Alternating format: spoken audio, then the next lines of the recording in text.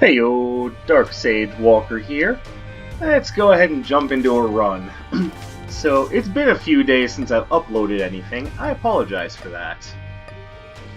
Put very simply, the last few days of the week of last week were, let's just say, crazy, and we'll just leave it at that. There's a lot of late nights, well, you're not here to hear me complain, at least not about my work week. There'll be plenty of other complaints going on, unless the game gives me some good rolls here. So, the idea is, even though I kind of need to clear some more cathedral runs, I kind of want to get Isaac to the Lamb, so I can unlock the missing poster and maybe have a shot at finally unlocking the Lost. I don't think finally is the right word, but there you go. Either way, I've got myself a plan, I'm already immersed in it. Let's do this. We're gonna get to the dark room, we're gonna beat the Lamb, we're gonna unlock the missing poster, we're gonna unlock the Lost, and then we're not gonna use the Lost until I play enough greed mode to unlock his ability to start with Holy Mantle, because otherwise that character is damn near unplayable. I say that, but the fact of the matter is, I had a full clear on Lost runs before Afterbirth Plus came out, so it's not like it's completely untenable. It's just very difficult. By the way, for those who don't understand why I'm making a big deal out of playing as the Lost is a character that starts with spectral tears and the ability to fly. Pretty good deal, right? Here's the problem. He also dies in one hit. He is pretty much the game's ultimate challenge character. Or at least he used to be, but ever since Keeper came out, he kind of took the Lost title as the ultimate challenge character. Both of those characters are going to be being unlocked, well, not unlocked, but made possible through greed mode. Greed mode will make it so that I can unlock Keeper at the very end of it all. And what it does for the Lost is it allows him to start with the Holy Mantle item, which allows you to take one hit in any room basically for free.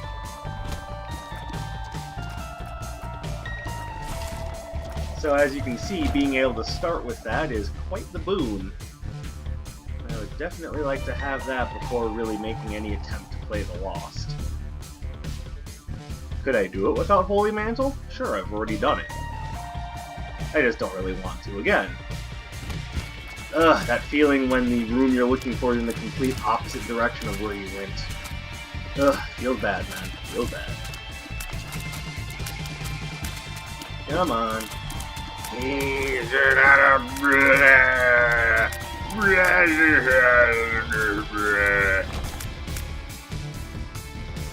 This message brought to you by Pure Insanity. I was hoping for a crawl space of some sort. Yeah, I'll take it. I've got myself a little angel buddy. He's gonna help me do damage! And it means I get to save my D6 roll for the boss item, assuming that I want to use it for that. And I will, because unless it's a good item, I don't really... Well, at the same time, I do kind of like having a bit of a defensive option with the cube meat.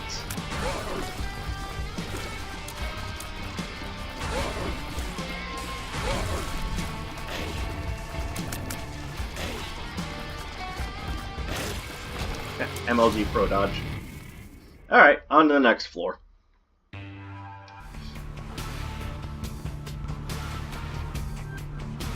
So, any of you who have been watching, probably like all, I don't know, 4 of you, have realized that I enjoy talking about games.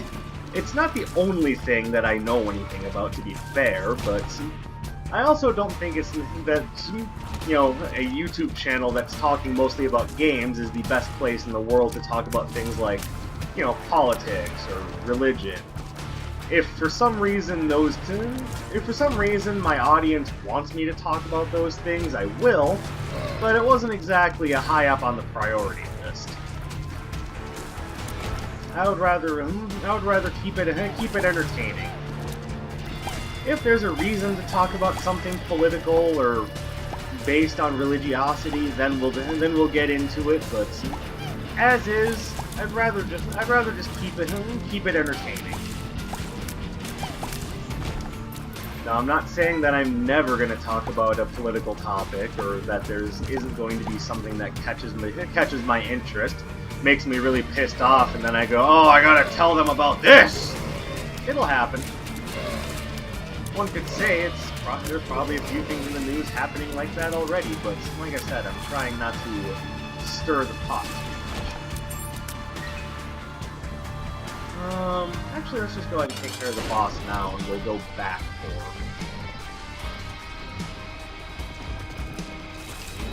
to the item, because there's the possibility that I'm going to want to use the D6 on either the boss item or Devil Room item. Plus, this is the easier version of the Haunt, so I may want that. We'll see what we have in here.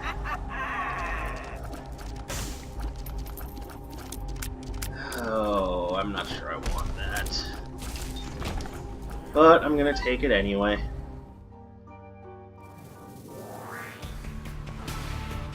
Because there is the possibility that it will lead to Guppy, and having Guppy is awesome! I may also want to open that room. Ow. Well, that was just stupid. Crack the Sky. Okay, it's not a bad item, but it's not exactly what I was hoping for. So, bye-bye, Crack the Sky. Lucky Penny! Ho ho ho! Beautiful! And we'll also hit up the secret room while I'm at it. By the way, for those wondering, and I'm sure there's at least a few people wondering, the effect of Guppy's tail, and the reason why I'm always questioning as to whether or not I actually want to take it, is because it has the effect of making all sorts of gold chests spawn, which, you know, on the outset seems awesome. Oh, thank you. That was totally worth it. But the problem is, you'll quickly run out of keys. So, like, that double key door down there that I'm thinking I kind of want to open, I probably shouldn't because I'm not going to have enough keys for other things. So I'm hoping that the game gives me an abnormal number of keys so I can offset that a little bit. Alright, we on to the caves that are flooded. Oh yes, I definitely want to open these. The sun, okay. Well, I don't need it for this. Don't get me wrong, it would be helpful for this, but I don't need it for this room.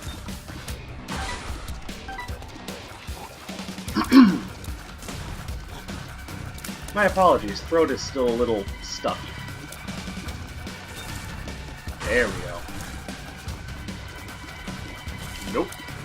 Ah, sucker. Later, nerd. Yes, I know, it's a little odd for me to be calling anyone or anything else a nerd, but you know what? Just go with it.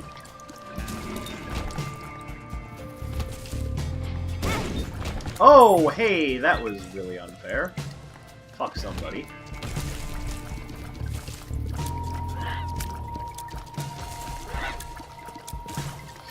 So, quick question. Anyone else excited for Bloodstained Ritual of the Night? Or is it Ritual of the Moon? I'm not sure. I thought it was Ritual of the Night. I should probably explain before I go too much further. Oh, I do not want halitosis. I will take Mysterious Liquid, however. By the way, this is why base Isaac is kind of broken, because if he sees an item that he doesn't like, he can just be like, man, get that shit out of here. And use the D6 to possibly turn it into something better.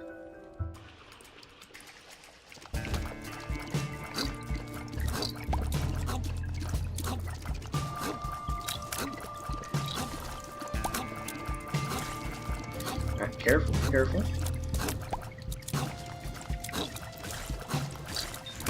Alright, there we go. Whew! So, oh, beautiful, beautiful. Loving it.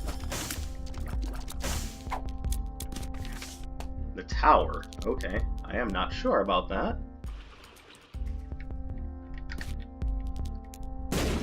Oh, it's worth it for the enhanced Devil Deal chance. Alright, so let's go into a little bit of history.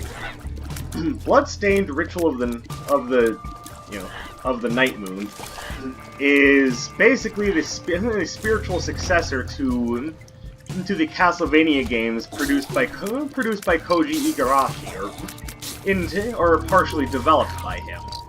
For those who don't understand who Koji Igarashi is or why anyone should care about the games that he developed, oh, there goes my Devil Deal chance. Oh, come on.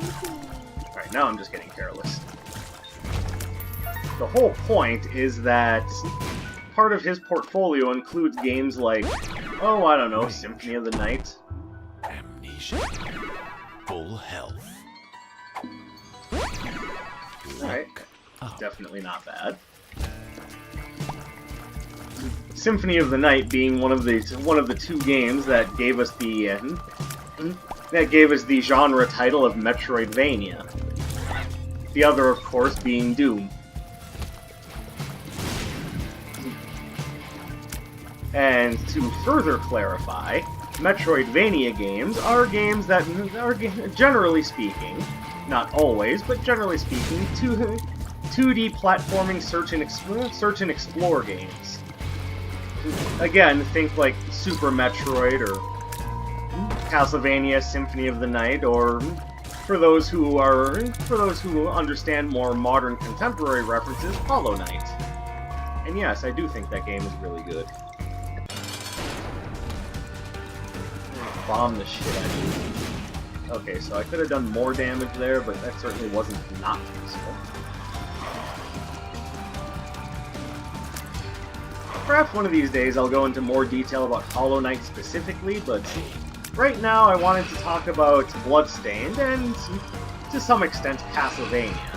We already started talking about Symphony of the Night, which, you know, my sitting here ranting about the game is not enough to do it justice. You should really just go check it out for yourself. Symphony of the Night, by the by, is available on any number of systems. I personally played it on the Xbox 360, but it was originally released on the PlayStation. And I believe there's also a Sega Saturn version. And there was also a collection of Castlevania games, I believe it was that and Rondo of Blood, recently released on the PlayStation 4. Now, from what I've heard, it's a somewhat lackluster collection, but if you've not had the opportunity to play the games previously, at the very least it's a way to play the games. And I will never complain about a chance to play a beautiful game like Symphony of the Night.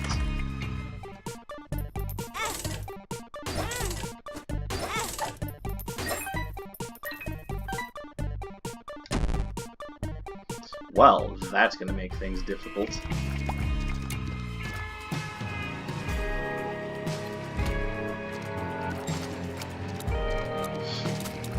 Ah, no! Stay away from me, you purple piece of shit! Oh wait, purple people eater. Ha! I think I'm funny sometimes.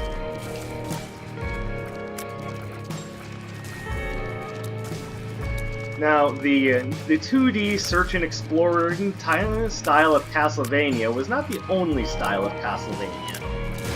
Castlevania also came in your very generalized 2D platforming affair, as in, you know, the original titles, as in, you know, Castlevania 1, Castlevania 3, Super Castlevania 4. Castlevania has come in many flavors. Oh, it even had a fighting game for, you know, anyone who gave a shit about that.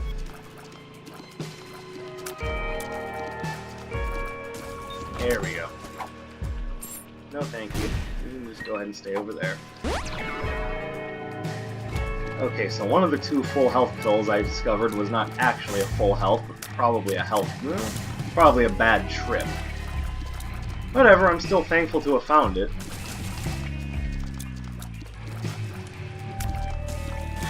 Oh, that was awful. Man. I'll take that.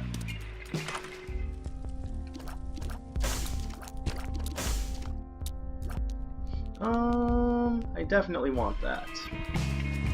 Okay, well, I know what I have to do, even though it's a bit dangerous. Alright, you know how it goes. You never make it in life without taking a few risks.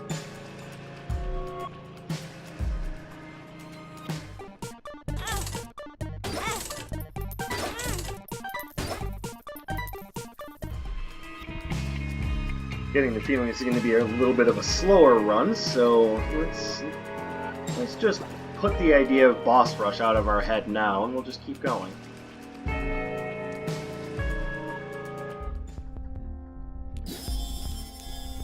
There we go.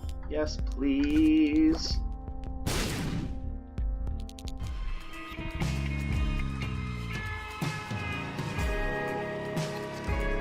There, now we've got a bit more leeway to play around with this blood donation machine.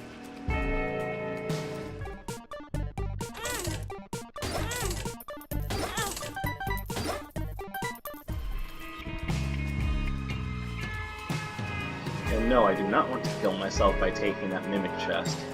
I will just be upset. Oh, nice.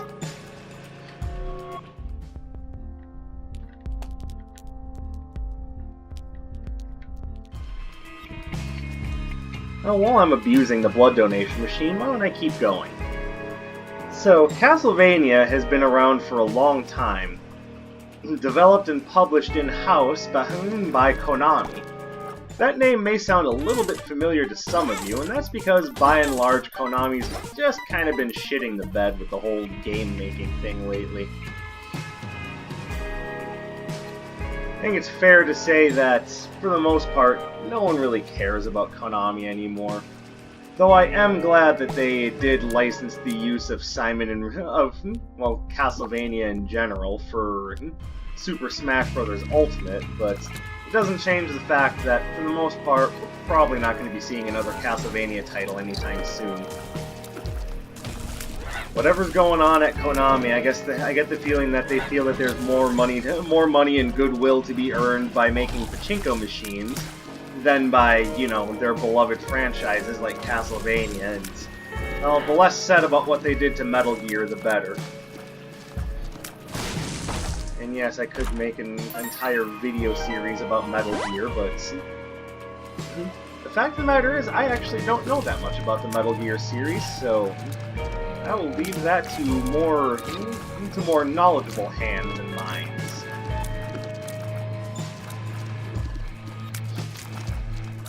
But if there's any property of Konami's that I know really well, it's Castlevania. And that is a series that I absolutely love, so it's a shame to see what's been becoming of it lately.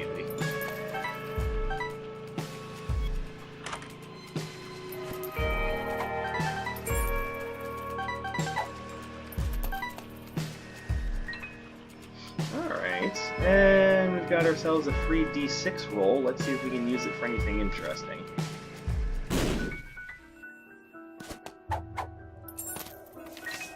Oh, another Sun card. Alright.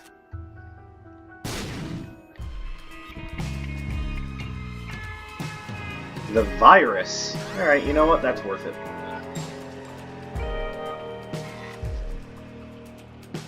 Plus, it puts me one hypodermic needle away from Spun, which would be a nice big damage boost. I wish I could get over there right now, but yeah, let's not take too many risks. This is Champion Gertie, so all she's gonna do is summon things. So unless I get real careless, I can probably beat her without taking damage. That's a Pooter, so be careful.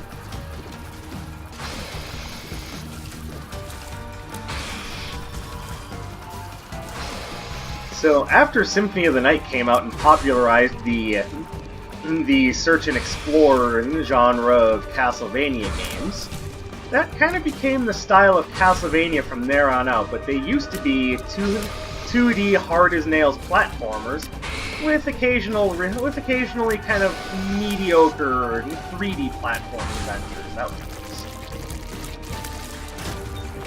Now, to be fair, not all of these ventures were necessarily bad, just lacking in comparison to what, at the very least, I know Castlevania can be.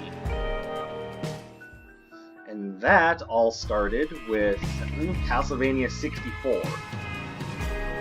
I hate to say it because I love the Nintendo 64, but the Nintendo 64 did not do Castlevania any favors. But that is in part because at that point in time, developing for cartridge-based systems was kind of like chiseling binary code into a stone slab. Not exactly conducive to what developers were looking for at the time, and I completely understand that. Like I said, I do not defend all of Nintendo's moves. Sometimes the moves they make are a bit boneheaded.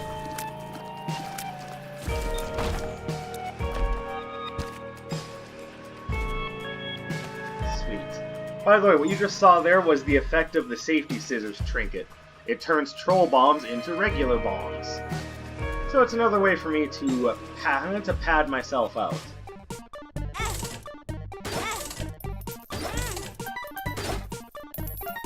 You just do not want to give up anything useful, do you? I was hoping for a blood bag by the time I left this floor, but that'll help. Alright, so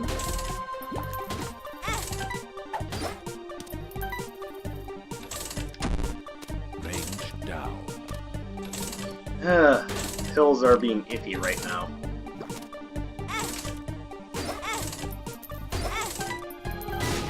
Oh, there we go. Alright.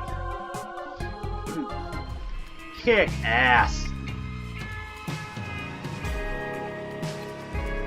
And this became... Oh, that's not too useful.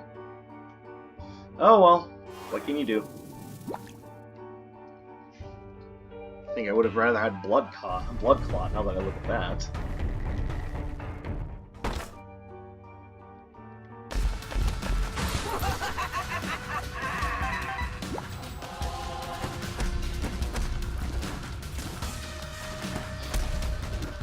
So, you may be asking, what exactly are the problems with 3D Castlevania? Well, what it really boils down to is that 3D Castlevania is just something that's just been done better in other places. Yeah, it's got combat, but Bayonetta and Devil May Cry do that better. At the time, Devil May Cry would be the better example. It's got puzzles and exploration, but not in any great abundance. And if you want 3D exploration, even at that time, there were games that did that way better than Castlevania 64 did.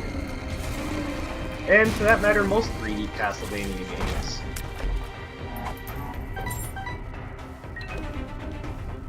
There's platforming, but the platforming was a bit undercooked and frankly not that fulfilling. Again, there were other games that did it better. I need only point to Super Mario 64, and then look back to Castlevania 64 and go, the hell were you thinking?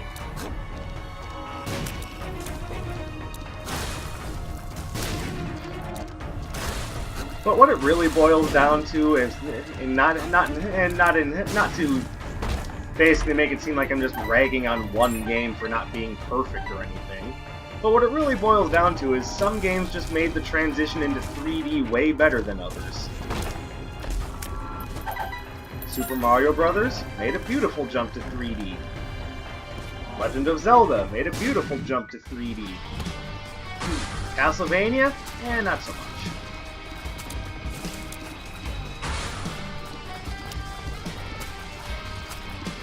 Now, the next logical question is, well, surely there had to have been other 3D Castlevania games. Well, yeah, let's talk about some of those now. Oh, this room is stupid. know why I came here.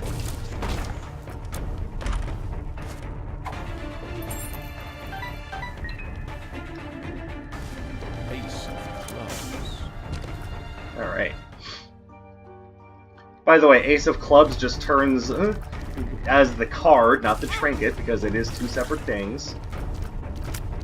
Ace of Clubs just turns all collectibles, as well as open treasure chests, because for some reason that counts as a collectible, into bombs. So basically I was just using it to give myself a slightly greater output of bombs from that room. I see the tinted chest, but not chest, tinted rock. Tinted chest, yeah, perfect. And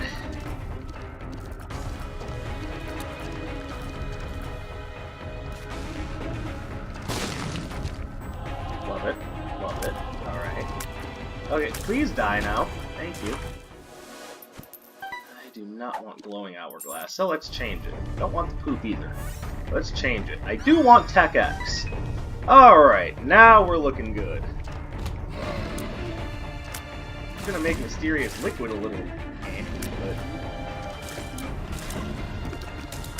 it's a shame, we already missed out on Boss Rush now, but oh well. I guess there could be more upsetting things in the world, at least I have a good item. Just wish I had, a better tier rate or higher damage.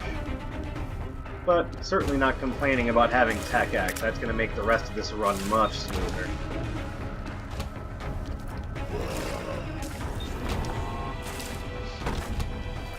Alright, so, other examples of 3D Castlevania. Well, after Castlevania 64 came out and was promptly lambasted by everyone with a brain, later on down the road they came out with Lament of Innocence, which...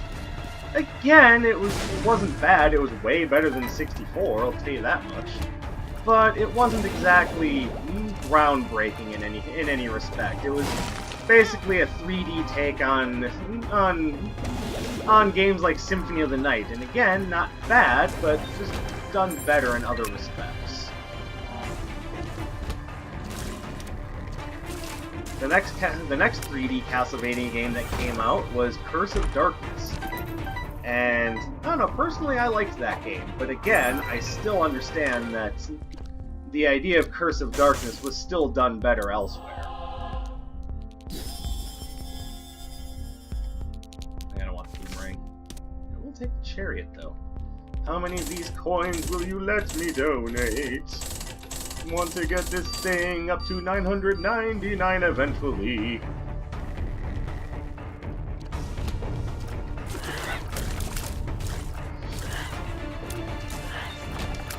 In the meantime, 2D Castlevania games continued in other areas, namely on the Game Boy Advance and the DS. On those systems, we got games like Aria of Sorrow and Dawn of Sorrow.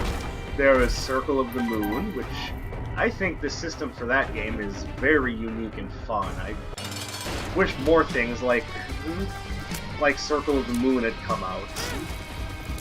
Well, more things using a similar combat system.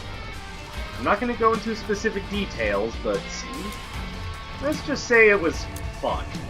It gave you all sorts of possibilities and playstyles, and that's the sort of thing I like in my games. Well. Alright, cool. I could use the luck, but actually now that I have Whore of Babylon, I'm trying to purge my red hearts, so bye-bye.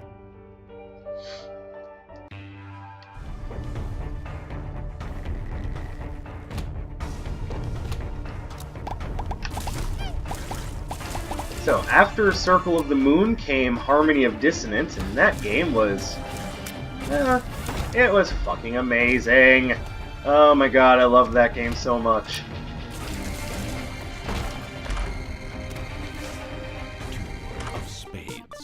Oh look, it's this room again. Well, I know I have 2 red hearts to play with. You know what? Speaking of Castlevania, that's fucking perfect. That very quote showed up in Castlevania 2, Simon's Quest. It's a horrible night to have a curse.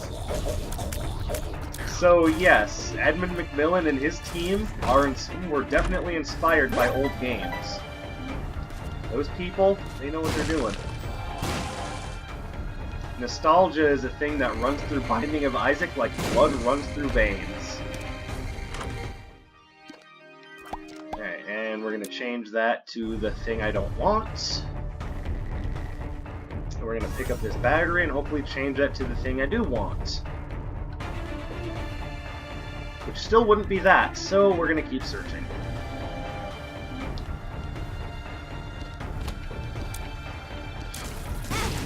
And again, I'm not going to go into huge amounts of detail on every Castlevania game, but like I said, Harmony of Dissonance was great.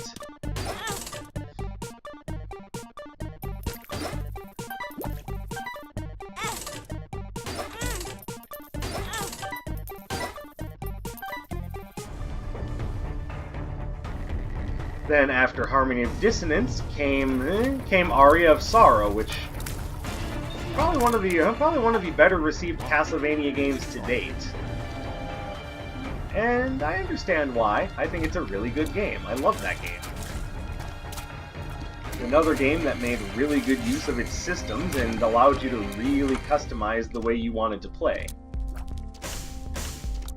Ooh, blank card. Well, you know what, D6? You're fun, but blank card actually allows me to legit break the game. Oh, I want that. I want to see what this is. Blank card plus the Fool. Alright, well, let me pick this up. Get the battery. I'm an idiot. Why did I just do that? Oh, well.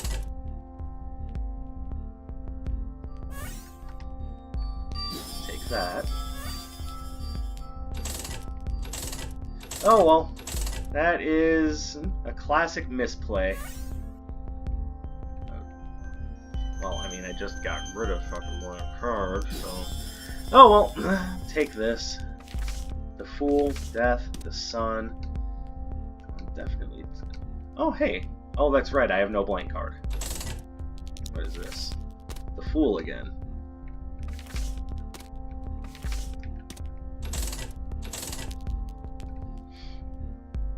Nothing here that's that good.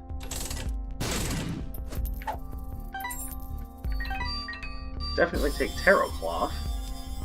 Take that. Alright.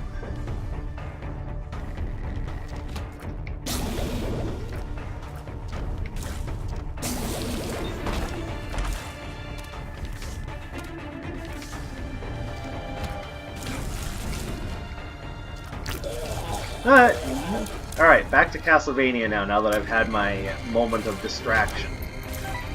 My little ADD moment. Oh, no secret room.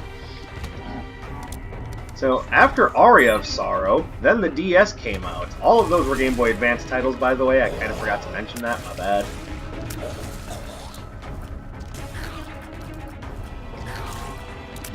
Pardon me. I just had lunch.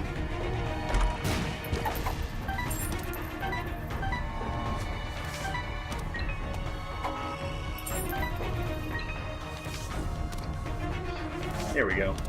Do it like that.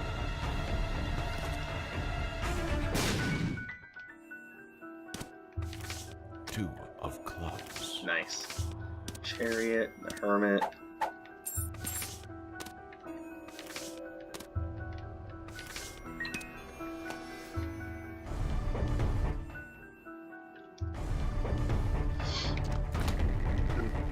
And the DS was no stranger to Castlevania titles.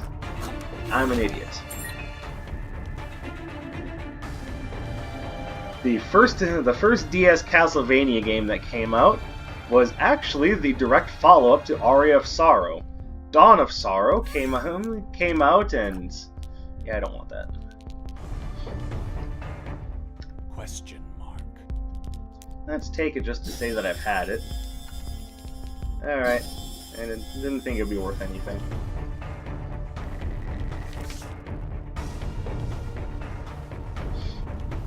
Again, I'm not missing out on anything. I already took way too much time, so may as well just have some fun with this at this point.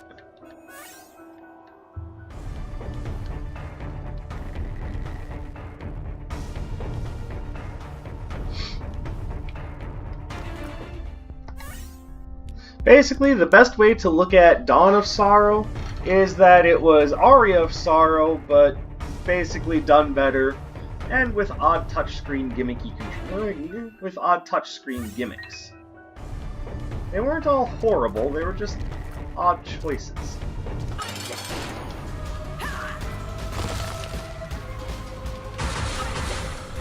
Basically boiling down to needing to draw a funny little symbol on screen to permanently defeat a boss.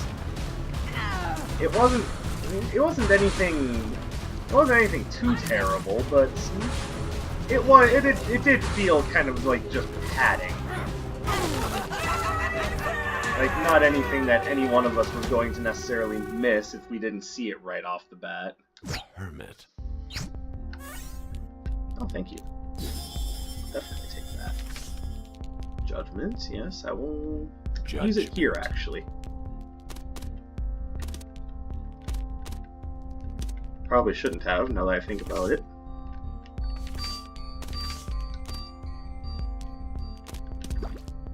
Oh, I didn't want that. Oh well, I know how to get rid of it.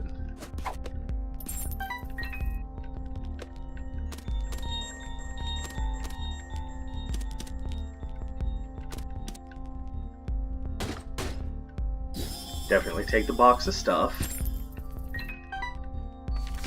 Strength. Keep the Hanged Man and the Fool.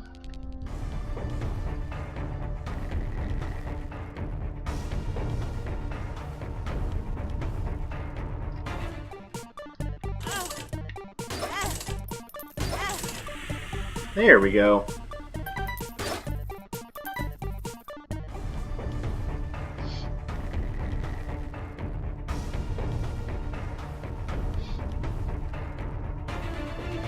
Then after Dawn of Sorrow came, Portrait of Ruin. That game received more of a mixed reaction. I quite liked Portrait of Ruin. It introduced one of my favorite characters to the Castlevania lore, Charlotte Owlin.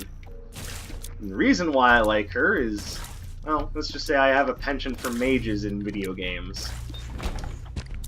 I like me some spellcasters. It should give you a pretty good idea as to what I tend to play in other role-playing settings. I have no problem with warriors, don't get me wrong, but or any other class for that matter. A lot of it is a matter of preference, but I feel a strange kinship when I play wizards. It's like a sense of otherness, so to speak, that I find to be very interesting. I've had a lot of good times playing characters that use that sense of otherness.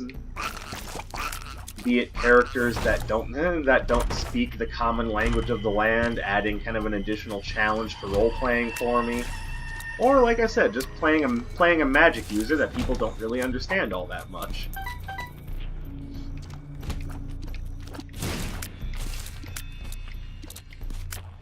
But enough talking about D&D. There'll be plenty of time to talk about D&D later. Okay. Oh, that's right. I have the wafer. I don't have to worry about that so much.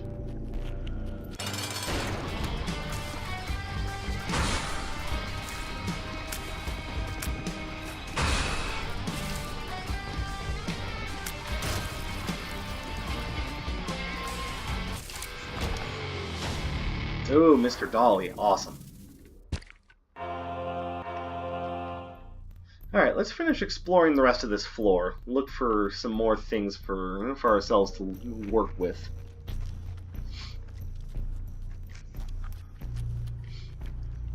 Now, after Portrait of Ruin came Order of Ecclesia, which I'm pretty sure was the one on the DS that was most critically acclaimed and well received by fans. Again, I understand why. It was a very good game and introduced to us a very interesting character. One of the I can't even say one of the first times that Castlevania ever had a female protagonist, because there is that one female protagonist that, you know, Capcom themselves don't like to talk about all that much. Not Capcom, Konami. God, what's wrong with me? And I see you over there, demon beggar. That is a good reason for me to go grab some red hearts.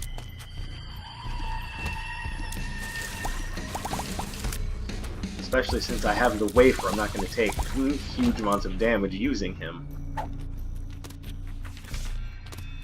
Oh, this works too. And I have tarot cloth, so it's going to last twice as long.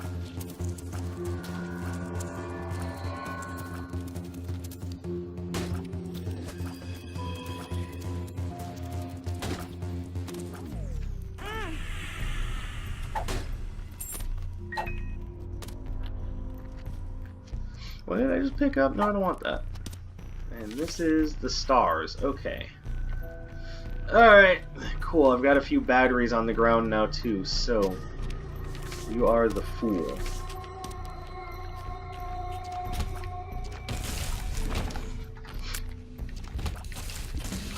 But another reason why I rather liked the main character of Order of Ecclesia is because she's basically... Oh, hey, we're Guppy.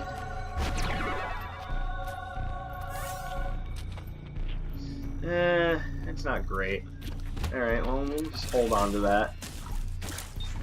Well, I mean, if the game is willing to let me go fight Delirium, I'll totally do that. Just saying.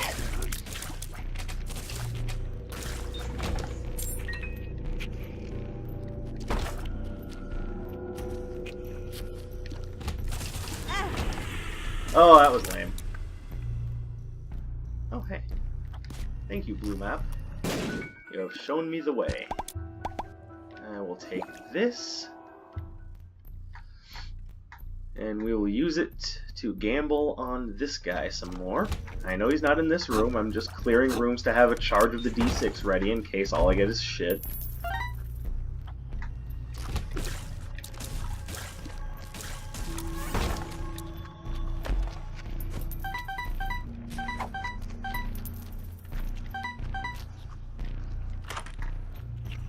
No, I don't want to re-roll everything I'm carrying, thank you very much. I'm actually quite happy with what I have right now.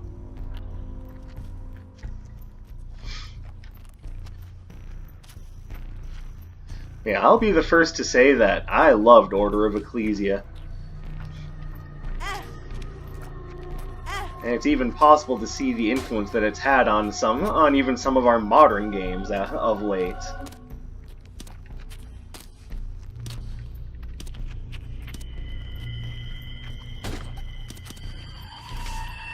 I'll definitely take the High Priestess.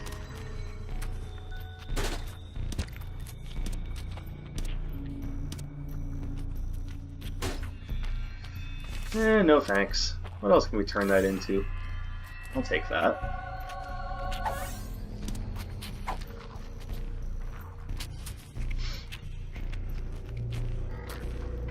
So with all of these really critically acclaimed, really well done Castlevania games coming out, where did Castlevania go from there?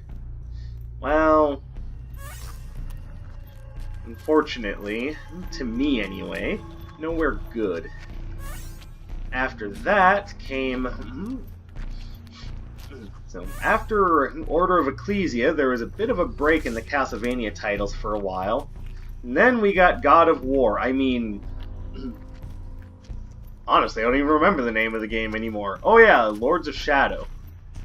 I'm sorry, I was not a big fan of Lords of Shadow. It's not because I thought it was too much like God of War. I mean, that was part of it, don't get me wrong, but it just kind of felt like that game had no identity of its own. Depths are dank. Dank depths.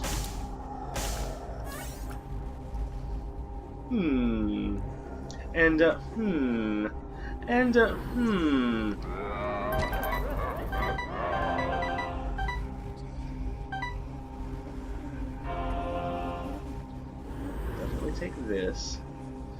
There is the possibility I might not be able to come back into this room after I leave it. I didn't actually want that, thank you very much. But at least it adds it to my item collection page. Take that. I've had a little brimstone before. But I do have BFFs, so that'll make him more useful.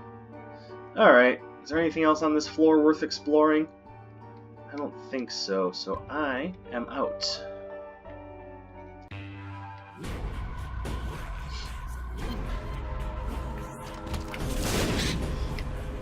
So, the big problem I have with Lords of Shadow is, as I just mentioned, it just didn't really feel like its own thing. It just kind of felt like it was chasing trends. Which, you know, for some might have been enough, but Castlevania has always traditionally been its own thing. It's always been so happy to be this strange blend of horror tropes and action. It was always so simultaneously over-the-top ridiculous and yet balanced and refined. It's just sad to me. It was sad to me to see Castlevania following basically the trend of other 3D action games at the time. And don't get me wrong, I have no problem with God of War. God of War is a fine game. I just tend to think that, you know, Devil May Cry and Bayonetta are better examples of a 3D character-based action game. Of spades. My silly personal opinion aside, Lords of Shadow must have done well enough because they had another installment come out a few years later, titled appropriately enough Lords of Shadow 2. Then there was that DS Lords of Shadow installment, or 3DS Lords of Shadow installment that, for lack of a better term, just seemed weird. Well, that doesn't help much now. Alright, here's Stanley.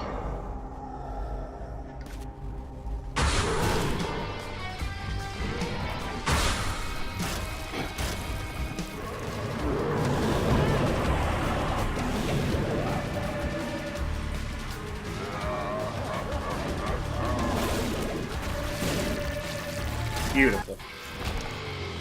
Onto the dark room. Boop. So, I spent a long time talking about Castlevania, but why when I recently brought up? Oh, hello. Well, honestly, none of those are really doing anything for me, so let's switch it up.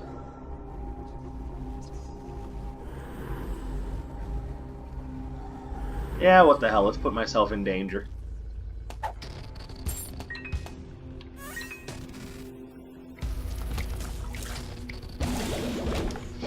The reason why I spent so much time talking about Castlevania, even though I led into this by talking about Bloodstained, is because, well, what is Bloodstained? Oh, that's exactly what I was getting to. I might as well take depression, even though the item is, well, depressing. And by depressing, it's another way of saying awful. An item is awful.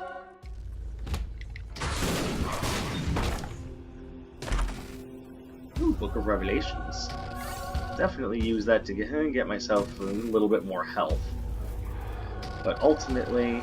Actually, no, ultimately I want to just keep carrying this, because I could use the health. I just gambled a bunch of it away on Devil Deal items.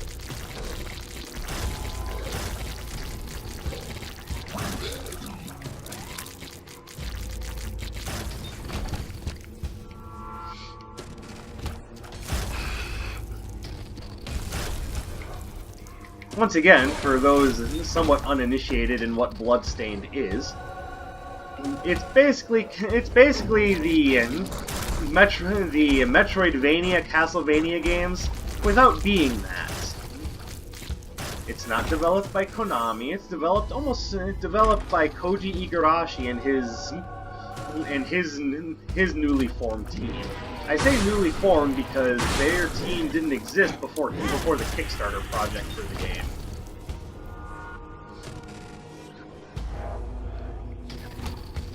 And yes, I know we've had some iffy Kickstarter ventures as of late, but I want to be the first to say that I don't think this is necessarily one of them.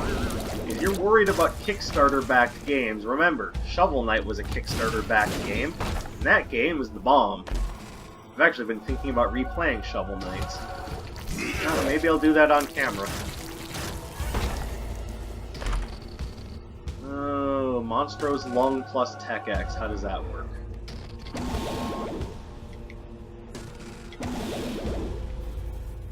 Awkwardly.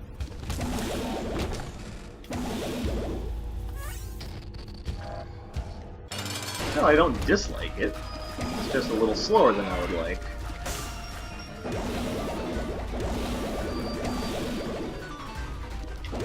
Oh ho ho, lamb! Thought you were going to catch me? Don't be silly.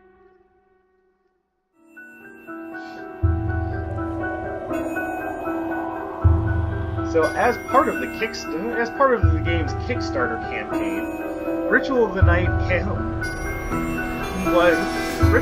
also had a bit of a bonus for reaching a certain milestone called Curse of the Night. What is Curse of the Night? Castlevania 3 without being Castlevania 3. But it's very good. I am a little unsure of the sound effects, but I think with Curse of the Night being what it is, if Ritual of the Night comes out and it's, anything like Curse of the Night, I think we'll all be very pleased, and I'm quite happy to be playing another Igavania, let's be fair.